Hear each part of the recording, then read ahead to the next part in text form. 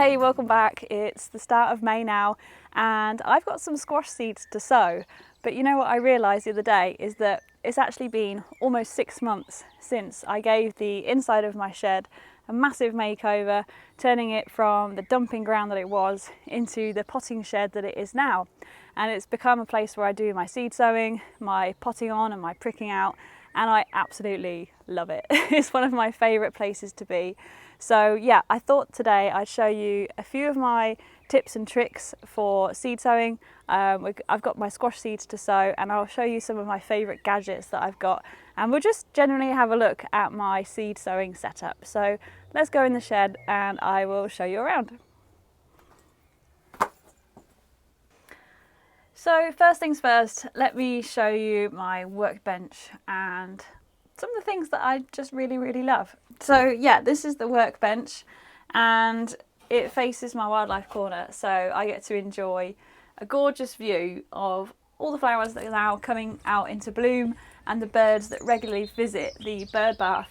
And I recently took down part of the hedge that went around here, so I've got a much better view out there now.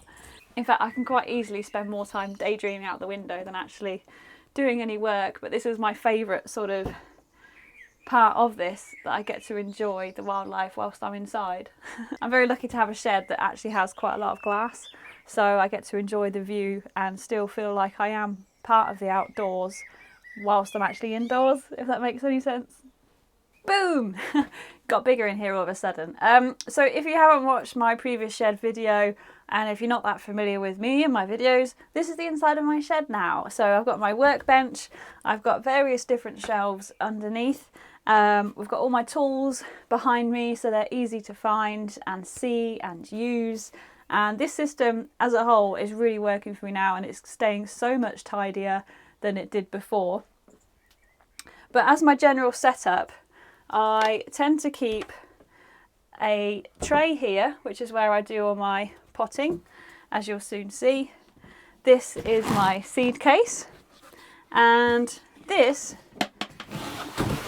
is one of my favourite new additions to the shed.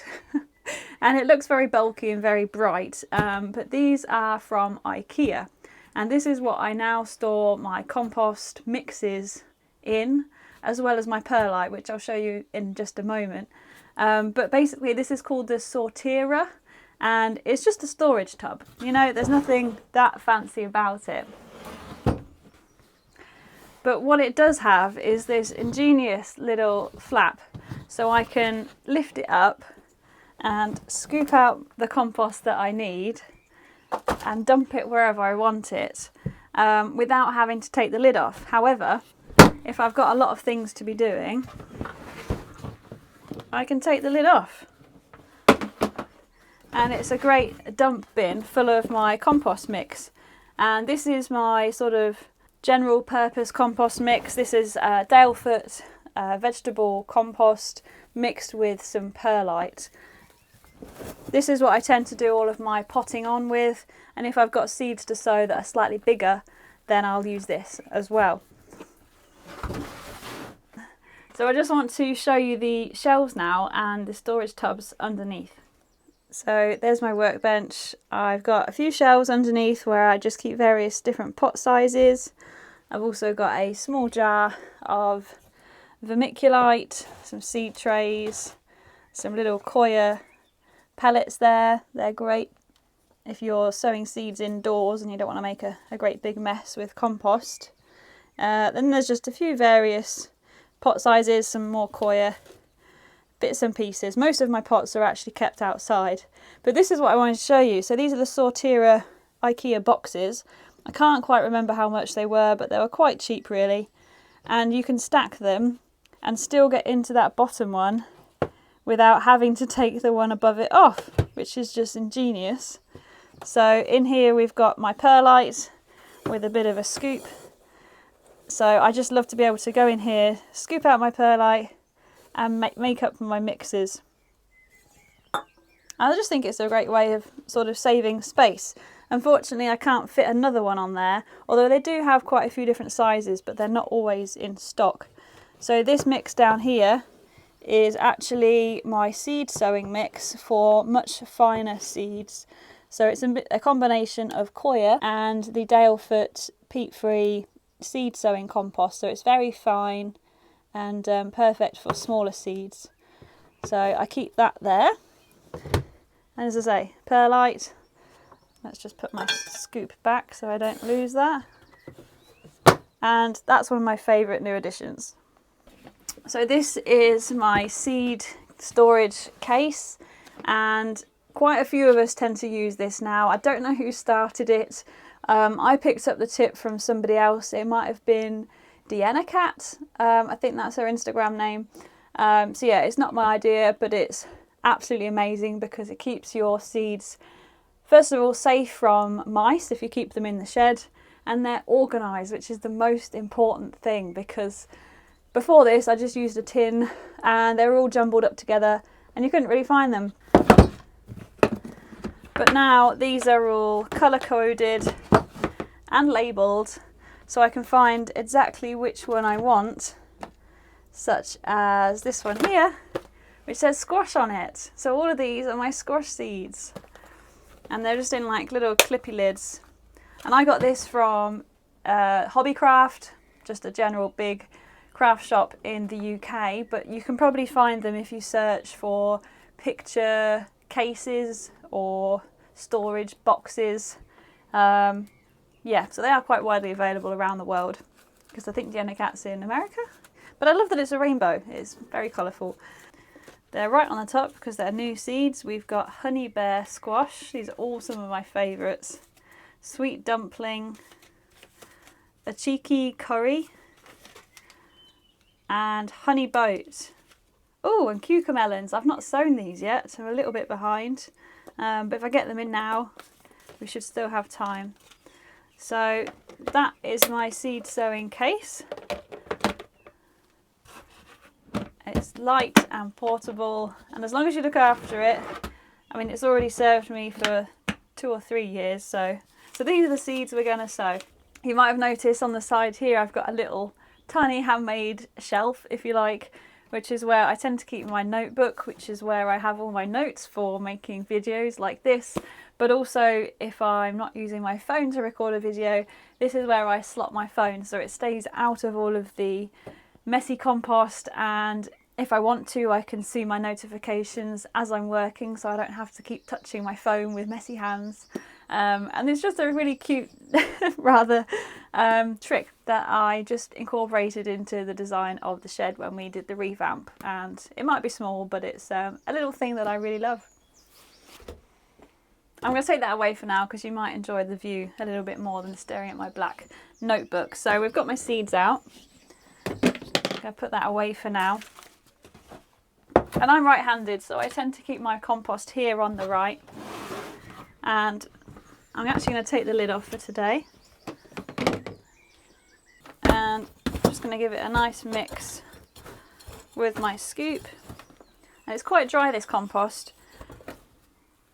But I just need to go get some pots because I've just realised they're not in here.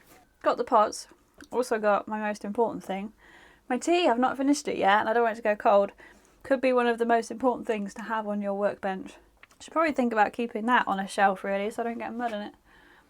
Anyway, it's here for now. So for squash seeds, ignore that. I'm actually using quite big pot sizes because they grow very quickly, and I find that a 9cm pot works best for me because it means I don't have to pot them on too quickly and disturb the roots too much. So P9 or a 9cm pot.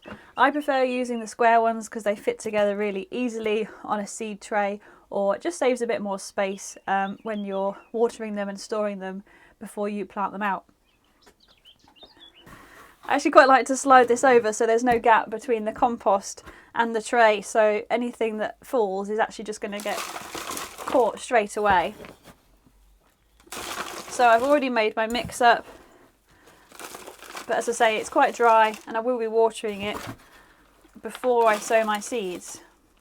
There we are, so they're all filled, and what I'll actually do now is give them some water before I sow the seeds. And this is just part of my routine because If you water thoroughly afterwards, then quite often, particularly if the seeds are quite small, you'll wash the seeds away or they'll sink deeper into the compost, too deep. So I actually prefer to soak the compost before I sow my seeds. And to do that, on the setup behind me, I've actually got a tray filled with water. So I'll move them from the compost tray to the watering tray, where they will bottom soak, but also I can additionally run the watering can over them as well to make sure it's really soaked through, because I don't want to have to keep watering them on a daily basis. I want to keep the compost nice and damp to start with. What was that? And I quite like having this set up with the seed sowing on this side and then the watering on the other side. It's a bit like, you know, they say that the perfect layout for your kitchen is to have the fridge behind you so you can get into a really good rhythm. And yeah, I quite like having it sorted out like this. But I do find for a much deeper soak, they need a bit of overhead watering as well.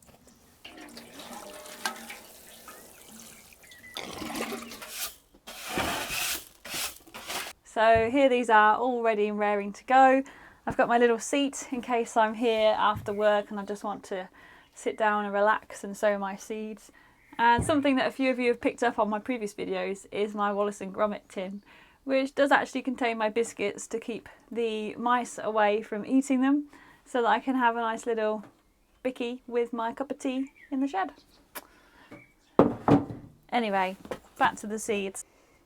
That's actually some basil that I need to prick out next. But yes, I actually like to make up my labels before I plant the seeds so that I'm sure of what I'm sowing and that the varieties are going to be in the right pots. So I got my seeds and ooh, I've got some little chocolates. Thank you. Oh no, it turns out I've got a leaky tray. I just remembered this is the one with a hole in it. Never mind. So first I'm going to label up my squash. So I've actually just rearranged my pots so that I have 4 in each row so that I can label them in a row rather than every single pot, because sometimes you don't have enough labels and you may not want to label every single pot. If you do run out of labels, you can use things like milk bottles. I've done that before. So, oh, this is dripping everywhere. A cheeky curry, sweet dumpling, honey boat, honey bear, cucumber. I'm going to do the cucumber separately because they'll have much smaller seeds, and so all the varieties that I'm actually sowing here are quite sweet and quite small. And as satisfying as it is to grow a really great big squash, sometimes they can just be a bit too big to handle and use and store after you've cut into it, because I don't have a very big freezer or fridge. So what have we got? A cheeky curry. Let's pull you in for the close-up. So the seeds for squash are pretty big, which means they need sowing a little bit deeper than some seeds. And a general rule of thumb is to sow them no more than 3 times the depth of the seed. So about 2.5 centimetres is about how deep I'm going to be planting these seeds. And to make the hole, well, you can use a dibber to make a little indentation, but you know what, most of the time I just tend to use a marker pen, a seed label, you know, or even my finger. It really doesn't matter what you use, just as long as you're precise in not going too deep and making sure that the seed doesn't go deeper than it should. The tip of this seed is actually where the root will come out first before it sends up the shoot to grow. So it always helps if you can actually point that downwards, but we're also not going to lay it like that in the soil. We're going to lay it like this, because seeds like this can rot quite easily with that flat surface area. So by putting it on the side, it's less likely to rot. So I'm actually going to point this straight down into the hole like this. There we go. So I'm only going to put one seed in each pot because I'm quite confident that these will germinate. And then once I've done a row is when I will then cover them up, because sometimes if you're not sure if you've put a seed in, you might need to check that little hole. So I know that these are all now done. And the next variety is called Sweet Dumpling. And this one is sort of a yellow and green striped variety. Again, it's quite small and it looks great on a mantelpiece for Halloween. But the most important thing for me is flavour. And these taste also very sweet. These seeds, if you look, they're not quite as thick. So again, we're not going to sow them too deep. But again, it will be pointy side down, just below the surface of that compost. One in each hole is plenty for me. And moving over to Honey Boat. Again, it's a really sweet variety. Quite long, quite small and slim. And it's again very sweet. And it's great for recipes such as stuffing or making into sort of like a layered boat in the oven and roasted. I absolutely love it.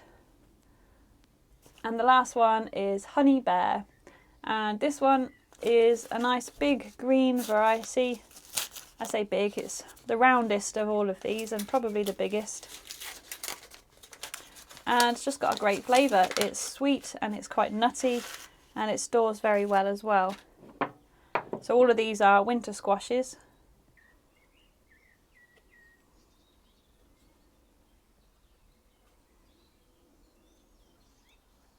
And now that they're all in, I'm going to cover them all up.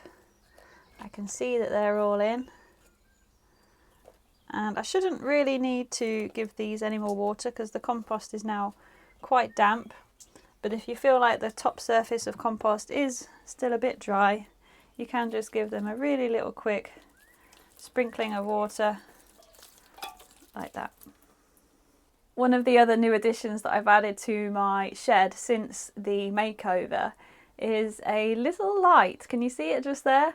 And it's rechargeable, and it just means that I can come here after work, and even though the days are longer now, it's really helpful to have this little work light above my head. It's just hanging on a hook there on that crossbar, and it's got a few different modes. It's got quite bright, then dimmer, and it also flickers as well, which is like an SOS for if you're camping, I suppose. But it's just a perfect little thing I've discovered. Hooks on. It's also got a magnetic hook, which means if I'm in the polytunnel, I can attach it to the top beam and it will just stay there. And it just gives you that extra burst of light. And when you're seed sowing, particularly if you're using sort of like fine seeds, it just gives you that extra boost of light that you sometimes need. And yeah, just one of my fabulous new additions to the shed. Now that all my squash seeds are sown, it's just a case of moving these over to the polytunnel where they'll stay nice and warm. We've got a really warm weather forecast for the next couple of weeks, so hopefully we should be out of the dark for frosts. But otherwise, you know, if you're sowing these a little bit earlier or perhaps your weather's a bit chillier, just bear in mind that these guys want to be kept warm and toasty. They won't want the frosts. And if you really need to, you could bring them indoors at home to germinate them where it'll be warmer before moving them gently outside. One thing I want to mention about perlite is that if you use it, it's so much cheaper to buy it in bulk than it is in those small sort of 4-litre bags. So if you have like a hardware shop near you, you can actually get hold of, wait for it, this bag, this bag, which is 100 litres for about £15–20, which is incredible saving. You just got to be able to find somewhere to store it, because obviously, although it is incredibly light, it's very, very bulky. Yeah, this one is actually approved for horticultural use, but they do actually use perlite in building, so you'll find it in your big building supplier shops, where you may need to be a trader to get hold of it, but it's just such a much cheaper way of getting hold of it if you can store it. well, what else have we got in here? I've got quite a few courgette here to prick out and pot on.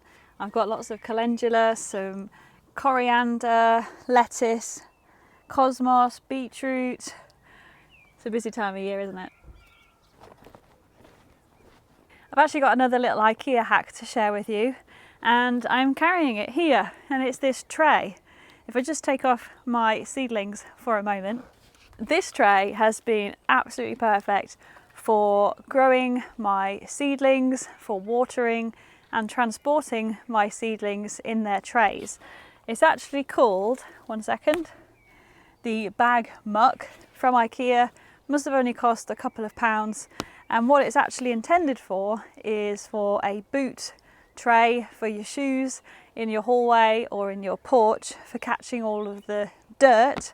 But it does a great job at doing that with my seedlings, and what it means is I can water my seedlings and use it as a drip tray, or rather than carrying this great seed tray rather precariously, which is rather heavy and flexible and could break, I can put it on my tray and just transport them quite easily from the tunnel to my shed. So yes, that's my other little IKEA hack for you. Of course, I do mix up this process depending on what sort of job I'm doing. Sometimes I prefer to have a flat working surface, and you might have your own method that you like to do. You know, it's just whatever works for you, whatever your setup is that you enjoy the most. Well, I've got plenty of potting on to keep me busy inside the shed this afternoon, and this evening I'm actually going to a plant swap, so I need to prep some of these to swap with some friends at the annual event held by Nottingham Organic Gardeners, and it's the first plant swap we've had for 2 years now because of COVID, and I just can't wait to see everybody and share some of our plants. So yeah, I bet get some of these prepared. Oh yeah, look at the roots on that. Anyway, thank you very much for watching today. Let me know if this video has been enjoyable or useful for you. Leave me a comment down below, and I will see you guys on the next one. Take care.